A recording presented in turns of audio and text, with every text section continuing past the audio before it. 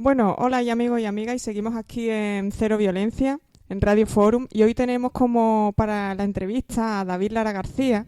Él es psicólogo formado en terapia familiar y con gran experiencia en el trabajo con mujeres. Buenos días, David. Buenos días, María José, ¿qué tal? Bueno, comentaba que eres psicólogo, has estudiado psicología aquí en la Universidad de Sevilla, ¿no? Sí, estudié psicología en la Universidad de Sevilla, lo empecé en el año 2007 y terminé en el año 2012. Ujú. Terminé justamente en 2012. Y bueno, ¿cómo decidiste entrar en un ámbito como el de la psicología? Uy, pues mira, no te sabía exactamente decir, casi que esto que pasa con los adolescentes que no sabe cuando termina bachillerato qué es lo que quiere y qué es lo que no quiere. A mí siempre, la verdad que siempre me había atraído, siempre me había interesado y me había gustado, ¿no? Desde bachillerato ya me atraía, ¿no? Y no lo tenía muy claro. Y, y la verdad que, bueno, lo decidí casi por casualidad. No te voy a decir que ha sido siempre mi intención desde pequeño ser psicólogo. Sí que me traía, me metí y la verdad que cuando lo descubrí me encantó. Y bueno, creo que he encontrado no solamente mi profesión, sino también mi vocación, cosa que también es algo, bueno, bonito, ¿no? De trabajar en lo que te gusta y para lo que te gusta. Ujú. Y bueno, luego te decidiste especializar en terapia familiar, ¿no? Sí. Terminé la carrera, empecé a trabajar con familias, siempre está relacionado en el ámbito de la familia. Me formé también en mediación, antes de mediación familiar, antes de Ujú. terapia familiar, y era como un paso más, ¿no? La terapia familiar. Y la verdad que me interesó muchísimo, ¿no? Desde que comencé con la familia, y para mí ha sido como algo también precioso y maravilloso el concretar en la formación esa, porque es donde también me siento también a gusto, ¿no? Trabajar desde la familia, desde el ámbito comunitario, como lo estaba haciendo, y fue un paso más trabajar también desde el ámbito terapéutico. Ujú. Y bueno, hay que decir que psicología es una profesión casi mayormente de que la estudian mujeres, ¿no? Sí, mayoritariamente eran y son mujeres. Yo cuando lo estudié, que comencé en el año 2007, como te he dicho, creo que las cifras en mi promoción eran 4 mujeres por cada hombre, ¿no? Siempre a la psicología y a las carreras, a las profesiones que son o que se entienden que son como de cuidado, ¿no? Como de acompañamiento, por así decirlo, siempre ha habido, y eso es un reflejo también de la sociedad y de la mentalidad transversal que se tiene, siempre ha habido más mujeres que hombres, ¿no? Y es curioso que, esto que te digo, ¿no? Que 4 mujeres por cada hombre que se ve cuando se está estudiando, ¿no? Es más o menos la cifra. Ahora más o menos será también similar, no lo tengo pero casi seguro. Después esto se invierte en el ámbito laboral, ¿no? Es muy curioso que de esas 4 mujeres por cada hombre que se ven en el estudio, en la carrera, en el ámbito laboral son 4 hombres por cada mujer, ¿no? Y eso Ujú. también refleja un poco las dificultades también en el ámbito de la psicología y en el ámbito en general, en el ámbito de la intervención comunitaria, las dificultades que sigue teniendo la mujer para la incorporación laboral, ¿no? Interesante dato porque es que es justo el número invertido. Exacto, sí, sí, sí, es prácticamente, ¿no? Y bueno, eso también te indica un poco que, aunque se ha avanzado muchísimo y en los últimos años, aún queda bastante camino por recorrer, sobre todo la facilidad mm, y el apoyo que se le tiene que dar a la mujer, ¿no? En la integración laboral, ¿no? Ujú. Porque, bueno, no, creo que es una banalidad pensar, ¿no? Que los hombres somos mejores psicólogos que las mujeres, y no es así. Sí, vamos, yo he tenido compañeras que son fantásticas y son maravillosas, son increíbles como profesionales, ¿no? Y eso es simplemente un reflejo de lo que aún queda mucho para hacer a nivel social, ¿no? Ujú. Y bueno, hay que decir que llegaste a estar a vivir en Perú, ¿no? Sí, cuando terminé la carrera, que fue por el año 2012, en plena crisis económica, Totalmente, sí. con dificultades, expectativas de trabajar a corto plazo aquí en España, un recién licenciado como era yo en ese momento, pues yo conjunto con un amigo y una amiga, pues decidimos pensar, bueno, ¿qué hacemos y tal? informamos de que había una oferta de cooperación en la Universidad de Sevilla para irnos a Perú en un proyecto de cooperación internacional. Echamos las plazas y bueno, tuvimos la suerte, ¿no?, de que nos cogieran, ¿no? Y allí estuvimos a través de un proyecto de cooperación con la Oficina de Desarrollo de la Universidad de Sevilla en Perú durante 6 meses. Y fue una experiencia, la verdad, que impresionante. Wow. Mm. Y bueno, entonces llegaste a través de un programa de cooperación. Sí, exacto. Un programa de la Oficina de Cooperación al Desarrollo de la Universidad de Sevilla. ¿Y exactamente tu trabajo allí en qué consistía? El proyecto nosotros estábamos localizados en un pequeño pueblo, en una comunidad rural, ¿no?, al norte de Perú, en la zona andina. Tenía como tres patas, por así decirlo, ¿no?, de intervención. Una era el área de salud. Estaba una compañera médica que se encargaba de establecer hábitos saludables, sobre todo con la población menor, con niños pequeños, ¿no?, trabajar con las familias para instaurar hábitos saludables. Otra era la pata educativa, que trabajaba un compañero y una compañera nuestra, ¿no?, que era, digamos, bueno, trabajar con los profesores nuevas dinámicas de educación para que se implantaran en las aulas del pueblo, ¿no? Y la tercera pata, donde trabajaba yo y mi compañero, que era el área de psicología, que trabajamos en grupo con las familias de allí del pueblo, que se llama Limebamba, y la comunidad de alrededor, la comunidad rural de alrededor. Pues trabajamos habilidades parentales en grupo, ¿no? Y la verdad que fue una experiencia, bueno, fantástica. Nuestro trabajo consistía en trabajar en grupo aquellas habilidades parentales, lo que ahora también se llama intervención en psicología positiva y tal. Uh-huh. Y fue una experiencia, bueno, fantástica, increíble, no solamente porque, en primer lugar, para mí era una primera experiencia profesional, por así decirlo, ¿no?, sino porque también trabajamos con una población que en muchos aspectos se diferenciaba, ¿no?, de la población aquí de Sevilla, y fue algo muy enriquecedor tanto para nosotros, que éramos los profesionales que intervenimos, como también para la comunidad, porque fue, la verdad, un intercambio muy bonito, ¿no? Uh-huh. Y en ese trabajo en relación a las habilidades parentales, Uh-huh. la mayoría de la población con la que trabajaste eran mujeres, ¿no? Eran Sí. mujeres.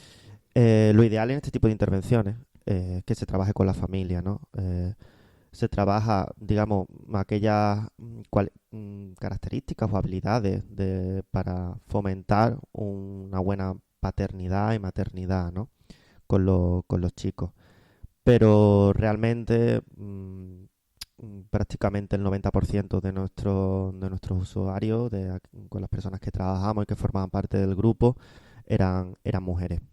Eran mujeres, la verdad, que muy implicadas, porque la mayoría de estas mujeres, allí trabaja el hombre en un ámbito rural, trabaja el hombre en el campo y la mujer también trabaja en el campo, y además la mujer también trabaja en la casa, y además la mujer era la que venía a nuestras intervenciones grupales, que se hacían prácticamente al final de la tarde-noche, después de haber tenido una jornada para ellas tremenda y con un esfuerzo enorme por parte de todas ellas, ¿no?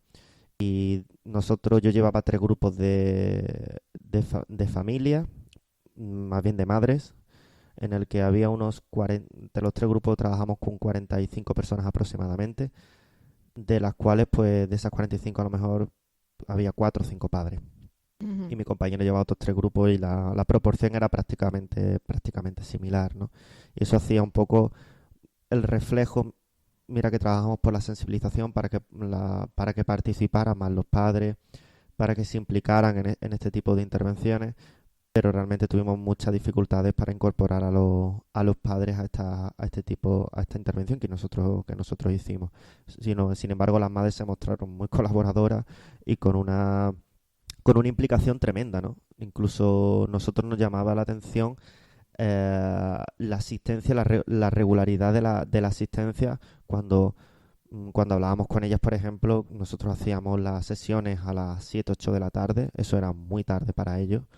Los ritmos de vida, ellos estaban levantados muchas veces de las 4 a 5 de la mañana, iban a trabajar, volvían, se hacían cargo de la casa y después tenían la fuerza y la voluntad de venir a nuestras sesiones grupales, que eran 2 horas de trabajo, ¿no? Terminaban prácticamente a las 9, terminábamos a las 9 de la noche, 8 y media de la noche. Entonces, quiero decir, la implicación de ellas fue espectacular, ¿no? Y el intercambio que nosotros tuvimos fue tremendamente enriquecedor. Y bueno, es que realmente parece como que la educación sigue teniendo que ver únicamente con las mujeres, ¿no? La Sí, sí, educación de los hijos y de las hijas, ¿no? sí. La paternidad, la maternidad, ¿no? El cuidado del hijo y de la hija.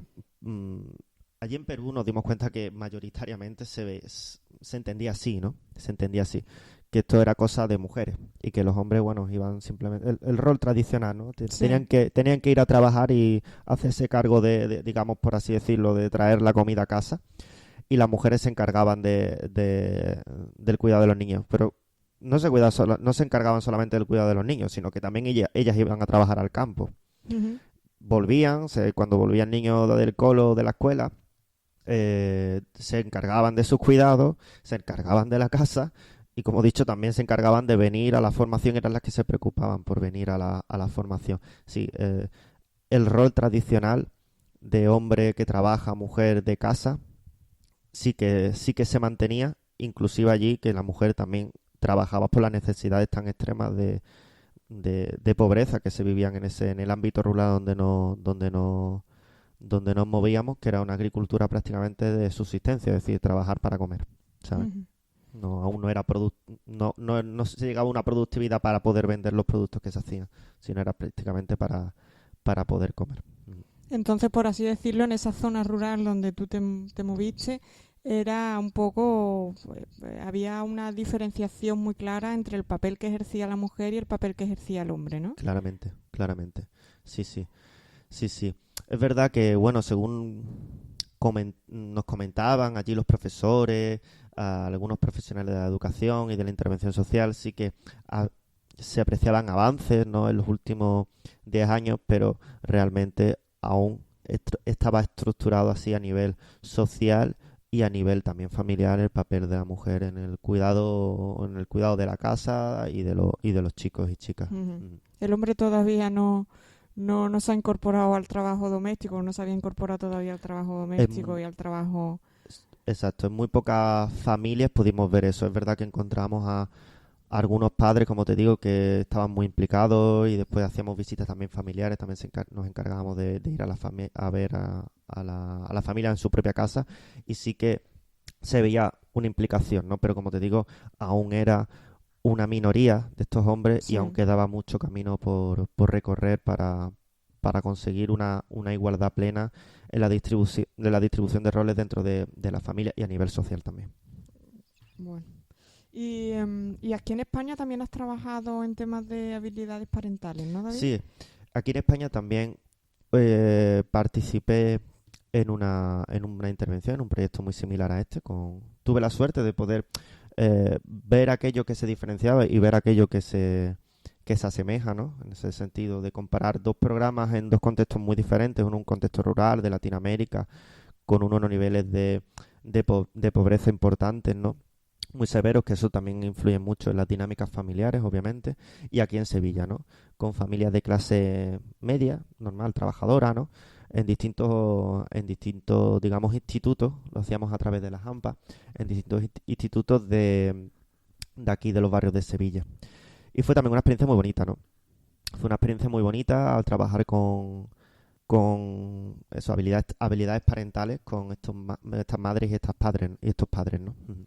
¿Y aquí había un poco más de implicación por parte de los padres que lo que viste en Perú? Había O... un poco más de implicación. Había un poco más de implicación. Probablemente los datos, bueno, podrían ser también llevaba unos 3 grupos y de padres, por ejemplo, pues no sé, que hubiera un 20%, pero son 2 de cada 8.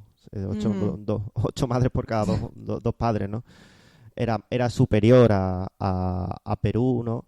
Pero aún también quedaba mucho trabajo y mucha implicación para hacer participar a los padres en este tipo de intervenciones, que son muy interesantes, son muy válidas y están teniendo muy buenos resultados a nivel comunitario. Y aún queda mucho trabajo para que los padres en general, ¿no?, se impliquen. Pero, por ejemplo, tenía uno de esos grupos en el que sí que es verdad que era un grupo pequeño de 12 padres, bueno, pequeño, medio, 12 padres y madres, en el que sí que casi se asimilaba el número de mamás y de papás, cosa que Ah, mira. cosa que estaba muy bien, y además ellos lo decían así, ¿no? Creo que es muy interesante, y si mi mujer está, por ejemplo, trabajando por la tarde y yo vengo aquí, ¿no? Es tan válido como que si mi mujer viene aquí y yo estoy trabajando, ¿no? Simplemente es por una organización, una gestión de roles y tal. Y la verdad que fue también una experiencia muy bonita, la de aquí, la de aquí de Sevilla. Nos encontramos con otro tipo de dificultades que es habitual. Allí, bueno, eran personas que, pues la situación era de un bajo nivel educativo, un bajo nivel económico, ¿no? Otra cultura también, que compartíamos el idioma, era otra cultura, y el efecto cultura también es importante. Nos tuvimos que Sí, adaptar mucho a determinados aspectos, ¿no? De la intervención. Aquí no, aquí, bueno, una cultura más similar, Sevilla, ¿no? claro. Pero sí que ambas fueron tremendamente interesantes, y desde el punto de vista como profesional también te enriquecen mucho, ¿no? Y te hacen mucho también pensar, ¿no? El papel aún que queda por desarrollar del padre, ¿no? En sus habilidades de cuidado, ¿no? Y de crianza del menor, porque aquí aunque se ha avanzado mucho, se ha avanzado muchísimo en los últimos años sobre todo, sí que aún queda también un camino largo por recorrer en la implicación del papá, ¿no? En los cuidados. Mm. Bueno, hay que decir que cada vez sois más hombres los que apostáis por esa igualdad. Mm. Y no sé cómo lo ves tú desde tu condición masculina, eh, el hecho de este hecho, ¿no? El hecho de cómo los hombres estáis viviendo el feminismo. Ujú. Verá, yo considero que el feminismo, todo el movimiento feminismo y todo el movimiento por la igualdad de la mujer en todos los ámbitos, en el ámbito social en general, en el ámbito laboral, en el ámbito familiar, que es el que yo más o menos, por mi trabajo y por mi formación, pues el que más cercano me toca, ¿no? Por así decirlo, ¿no? Creo que se avanza mucho, se han encontrado muchos avances en los últimos años, pero aún queda mucho camino por recorrer. Probablemente si hacemos una retrospectiva de 100 años para acá, el movimiento de la mujer, el movimiento feminista por la igualdad, si podemos llamarlo de movimiento de cambio social, de movimiento revolucionario, como quieras llamarlo, no me importa. Probablemente haya sido a nivel social uno de los cambios más importantes que ha habido. Y eso buena parte no es debido a la labor de los hombres, sino al mérito de las mujeres. Eso gracias, menos mal, que está empezando a cambiar. Y te digo, la implicación en este movimiento de la igualdad de los hombres es cada vez más latente, más patente, una implicación más activa. Y eso es tremendamente importante, porque no es una lucha solamente de la mujer por alcanzar una igualdad, sino también tiene que ser una lucha del hombre y la mujer por alcanzar una igualdad entre ambos sexos, entre ambos géneros. Ujú. Y en el caso de España, ¿cómo ves la situación actual? Ahora que precisamente te parece como que de hace un par de años la situación y Se el pone un poco en movimiento cuestión, ¿no? feminista avanza, o Ujú. sea, parece como que es más visible el movimiento feminista, pero a la misma vez surgen grupos que lo cuestionan, ¿no? Ujú. Bueno, es normal que surjan grupos que lo cuestionen cuando hay cuando hay un avance importante, ¿no? Es decir, lo, digamos lo contrario, ¿no? La contrarreforma, por así decirlo. Movimientos que reaccionan, ¿no? Ante un avance que ha sido importante, no en los últimos 2 años, sí, yo creo que en los últimos 10, 15, 20 años ha sido tremendamente importante. Quizás en los 2 últimos años se haya plasmado mal, no sé, con la con las 2 últimas grandes manifestaciones del 8M, con la aparición de movimientos y partidos políticos, movimientos sociales que han sido muy importantes y que han apostado, y que uno de los ejes transversales de su intervención ha sido el feminismo, ¿no? En contraparte, también han salido movimientos que han reaccionado, ¿sabes? Reaccionarios contra esto. Contestando a tu pregunta, aún así, creo que el avance ha sido muy importante, y que se ha reflejado, por ejemplo, como he puesto antes, en las dos grandes manifestaciones del 8 de marzo del año pasado y la de este año. Creo que la del año pasado fue un punto de inflexión muy importante. Un punto de inflexión muy importante, y poner el eje de la igualdad y la búsqueda de la igualdad, ¿no? Y que aún y poner el punto en que aún se tiene que hacer muchas más cosas, ¿no? A nivel político y a nivel social. Ujú. Y que eso transversalmente va a calar en familia, en laboral, en todos los demás ámbitos, ¿no? En el ámbito universitario que estábamos hablando antes, etcétera, etcétera, ¿no? Y creo que sí, que el 8 de marzo del año 2018 fue algo muy importante, un punto de inflexión, de poner en el, digamos, en el eje del discurso público, del debate público, todas estas cuestiones de igualdad, ¿no? Que aún se deben de seguir trabajando, y que mi trabajo en el que participen más mujeres que hombres en determinadas intervenciones comunitarias, como son las escuelas de familia y tal, no es más que el reflejo de esta aún desigualdad, ¿no? Es como el reflejo en un espejo. Pero sí que hay aspectos positivos y sigue habiendo aspectos positivos. Es verdad que aún queda mucho camino, es verdad que se avanza mucho, que aún queda mucho camino, pero también es verdad y tenemos que ver que hay aspectos muy positivos. Un ejemplo de ello, no sé, yo cuando acudía a las manifestaciones, cada vez veo más hombres, y eso también es algo que muestra la implicación de cada vez mayor del hombre en los movimientos de igualdad por la mujer, en los movimientos feministas. Y otra cosa también que me agrada muchísimo, y creo que bueno, forma parte del futuro y de lo que viene, es que cada vez hay más jóvenes que están implicados en estos jóvenes, tanto chicos como chicas, y me alegro en la parte que a mí me toca de hombre, que cada vez haya más chicos, ¿sabes? En chavales jóvenes, adolescentes, que van, que participan activamente, que se sienten parte de este movimiento, ¿no? Y creo que es muy interesante y que es el futuro que viene y el camino que queda por recorrer, ¿no? Por supuesto. Y además resaltar también que en las manifestaciones también ha habido mucha población mayor, ¿eh? Cosa que Sí. también a mí me ha llamado la atención, quizás porque han vivido una época y han sido educados en una situación en donde lo que se fomentaba precisamente no era la igualdad, sino justo lo contrario, la desigualdad. Sí, sí. Y el hecho también de ver a personas mayores que estuvieran ahí, tanto mujeres como hombres, a mí particularmente me ha sorprendido gratamente en este sentido, ¿no? Yo creo que lo que tú dices tiene mucha importancia, porque eso demuestra que el movimiento por la igualdad y la lucha de la igualdad para la mujer a niveles sociales, políticos, laborales, en todos los ámbitos, cada vez es más transversal. Y cada vez lo entienden más sectores de la población. No solamente son los jóvenes, no solamente son las personas de 20 a 30 años, no son las 30 a 40 años, no va por rango poblacional, sino cada vez más transversal. Y tú participas en estas manifestaciones o cualquier otro movimiento y ves gente de todas las edades. Todas las edades y también en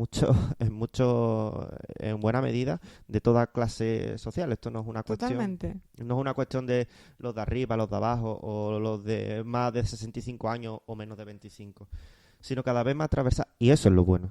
Porque eso es lo que hace más rico este movimiento por la igualdad. Y lo hace más potente también, lo hace más fuerte, ¿no? Y que con más posibilidades de un cambio real en la sociedad. Hay que seguir por este camino. No se van a conseguir las cosas de aquí a mañana, porque son luchas importantes y hay que trabajar con una estructura, una jerarquización social y una forma de organización social, política, de todos los ámbitos y aspectos, que lleva mucho tiempo así. Por tanto, hay que continuar en la brecha. Pero sí que es verdad que, como tú comentas, ¿no?